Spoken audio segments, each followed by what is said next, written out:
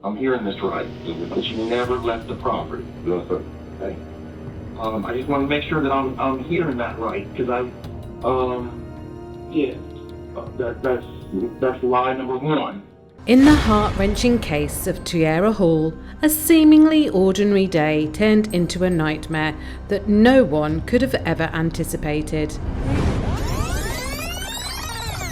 Today we delve into the tragic story of Tierra Hall, a 17-year-old girl with dreams and aspirations, and how her life took a dark turn on that fateful day in March 2015. We'll uncover the shocking details of her last moments and the horrific twist that would leave a community in shock. Stay with us until the end as we unfold the mystery behind Tierra's harrowing ordeal and shed light on the importance of vigilance in our daily lives.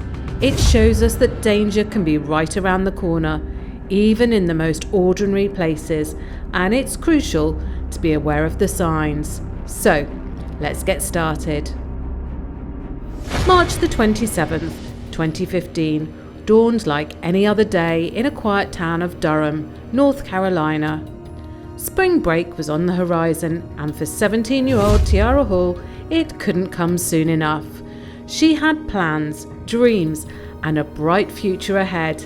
Little did she know, this seemingly ordinary day would soon take a sinister turn, and she would never return from her school, leaving her family and community into a nightmare they could have never imagined. Tierra, known for her magnetic personality and infectious humour, had made friends effortlessly since moving to Durham in 2011. Her free spirit and dreams of pursuing a business degree after high school drew people to her like a magnet. Among those she met at Jordan High School was Kelton Brush and Fox, a fellow student who had become a significant part of her life. Their relationship blossomed quickly, and they started dating, much to the delight of Tierra's mother, who found Kelton to be well-mannered and respectful. However, like many teenage romances, theirs had its ups and downs, marked by periods of being on and off again. Tierra's mother, while observing the relationship from the sidelines, noticed that their connection seemed to waver at times, yet she attributed it to the typical teenage drama that often accompanies young love. She had no reason to believe that anything sinister was brewing beneath the surface. However, as Christmas 2014 approached, something shifted in the dynamics between Tierra and Kelton. It became clear that Tierra had made the difficult decision to end their relationship for good. This time, there was no turning back. When her mother asked for an explanation, Tierra simply described Kelton as too clingy, leaving her questioning the longevity of the relationship. But neither Tierra nor her mother had the slightest inkling that this choice to bring their relationship to an end would unknowingly set in motion a series of events that would ultimately culminate in a deeply unsettling and tragic event. As Friday, March the 27th, 2015 unfolded, Tierra prepared for the last day at school before spring break. A morning argument with her mother, a common occurrence between teenager and parents, briefly cast a shadow over the day. However, the two quickly reconciled, sharing a hug before Tierra left for school, completely unaware that it would be their final farewell. Imagine this for a moment. It's a typical morning and you find yourself in a petty argument with someone you care about, maybe a friend or a family member. You exchange some heated words, but you know deep down that it's just a passing disagreement. But what if, in the blink of an eye, that ordinary day takes an unprecedented turn, and you never get the chance to see them again? Now you can imagine what Tierra's mother was going through. Throughout the day, Tierra's mother tried reaching out to her, but her messages went unanswered. Initially, her mother dismissed the lack of response, thinking Tierra was simply caught up in school activities. However, As hours turned into silence and Tierra failed to return home after school, her mother's concern grew. Tierra was a responsible and thoughtful teenager who always kept her mother informed about her whereabouts and the company she kept. Her prolonged silence was entirely out of character. Her mother, initially hoping Tierra was spending the night at a friend's place to blow off steam, began to sense that something was terribly wrong. The following morning, Durham police received a 911 call from a man who, along with his girlfriend, had made a grim discovery.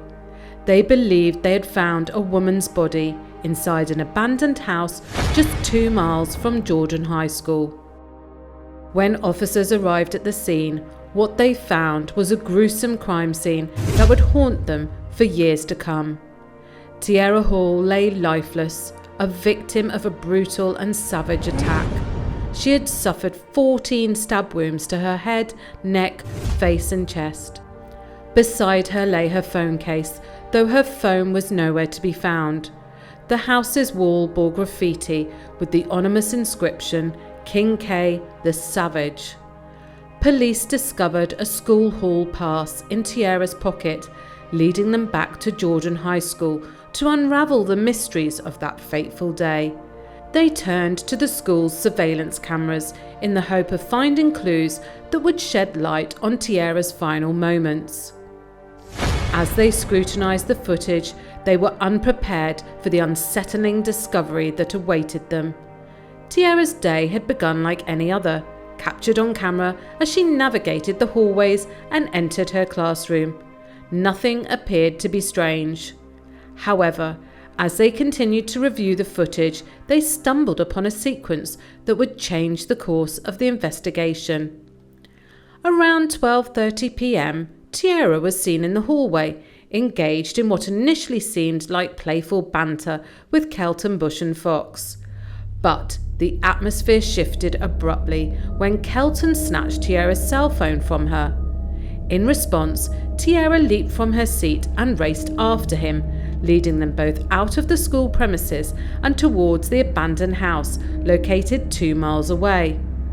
Minutes later, a neighbour's surveillance camera captured Kelton, with Tierra closely behind him, embarking on that ominous journey towards the abandoned house.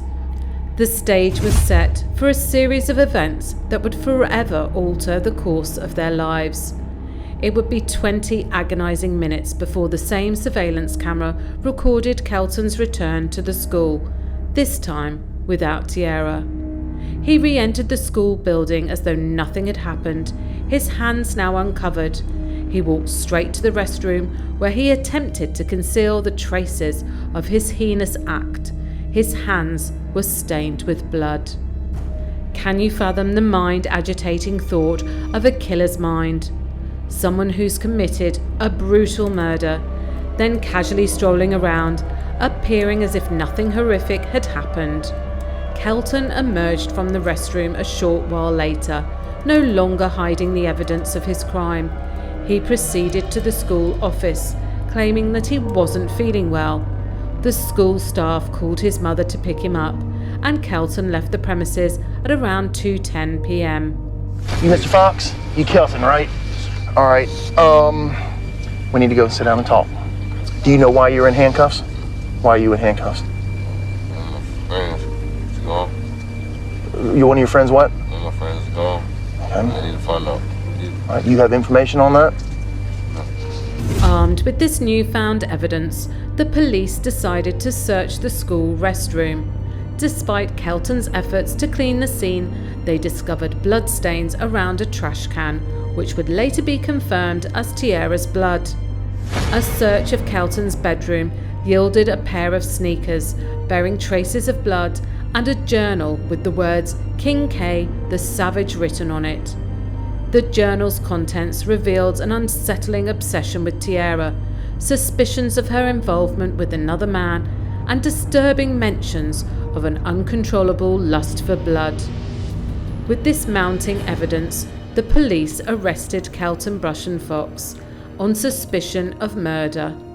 Due to his age at the time, Kelton's mother accompanied him during his interrogation, Before questioning Kelton, the police first interviewed his mother, inquiring about knowledge of Kelton carrying weapons. Did you ever leave Durham High School property? Yeah. Never did. I just want to make sure that I'm hearing that right, because that's lie number one. So I'm just letting you know that that's lie number one. I let them know that I know everything. However, as investigators delved deeper into Kelton's personal space, searching his room for clues, they stumbled upon something far more disconcerting than initially disclosed: a deeply troubling connection with knives. During the subsequent interrogation, the police questioned Kelton about whether he had left the school premises on that fateful day. Unaware that the police had seen the surveillance footage, Kelton denied leaving the school.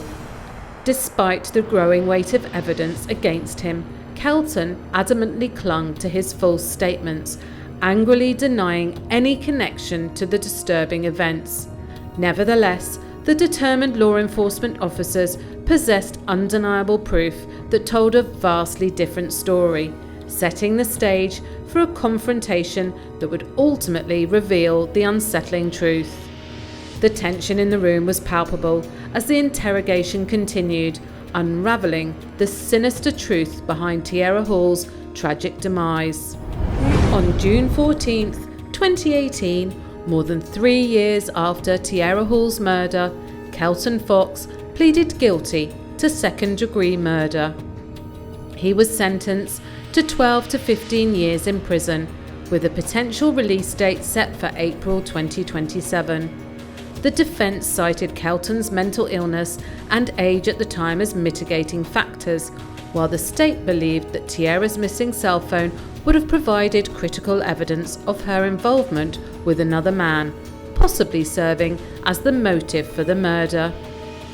According to the state, Kelton had meticulously planned the attack after realising that Tierra had moved on and that he had lost any chance of reconciliation. His scheme involved luring her to the abandoned house under the pretence of taking her phone, where he would then carry out the gruesome deed. Did you in fact commit that offense, Mr. Fox? Yes, sir. He's going to be sentenced to a minimum of 144 months. The case of Tierra Hall serves as a haunting reminder of the darkness that can lurk beneath the surface of seemingly ordinary lives. It's a tale of young love turned sinister, a tragedy that shattered the dreams of a bright and promising young girl, and a community left to grapple with the devastating consequences of one young man's obsession and violence. I don't know how to explain it, but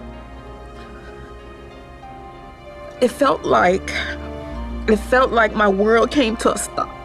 As we reflect on this harrowing story, let us remember Tierra Hall, a free spirit with dreams of a bright future, and the unimaginable pain her loved ones endured.